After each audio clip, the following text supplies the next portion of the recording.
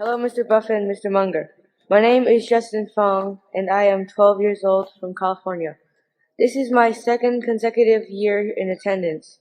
My parents brought me here to learn from you. My question is not about money. It's about friendship. How do you remain friends and business partners for so long?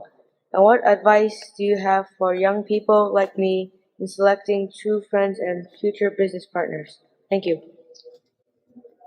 No one. Well, when Charlie and I met in 1959, we were introduced by the Davis family, and they predicted that within 30 minutes we would either not be able to stand each other or we would get along terrifically. And that was a fairly insightful analysis, actually, by the Davises, because you had two personalities that both had some tendencies toward dominance in certain situations, and but we hit it off. We have disagreed, but we have never had an argument that I can remember at all in 43 years, and yet we both have strong opinions, and they aren't the same strong opinions at times. But the truth is, we've had an enormous amount of fun together. We continue to have an enormous amount of fun, and nothing will change that. Basically, it may have worked better because he's in California and I'm in Omaha. I don't know. I'll let Charlie comment on it.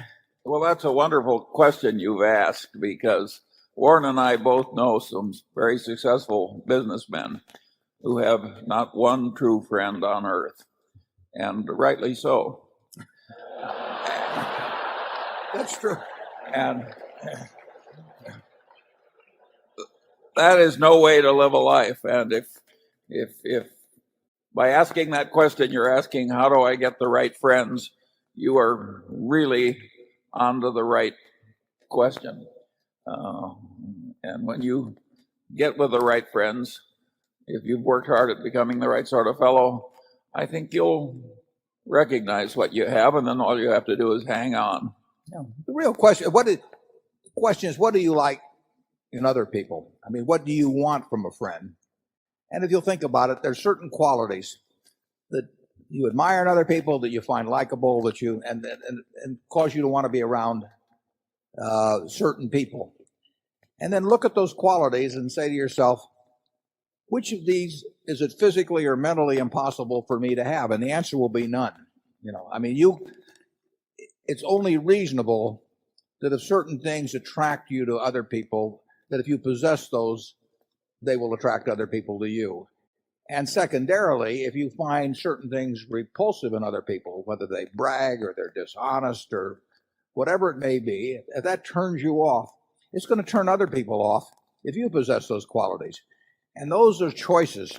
Very few of those things, are in your DNA. They are choices, and they are also habits. I mean, if you have habits that attract people early on, you'll have them later on. And if you have habits that repel people, you're not going to cure it when you're 60 or 70. So it is not a complicated equation. And as I remember, Ben Franklin did something like that one time, didn't he? List the qualities he admired and then just set out to acquire them. Absolutely. Yeah. He went at it the way you've gone after acquiring money. They're not mutually exclusive. No. Area 2.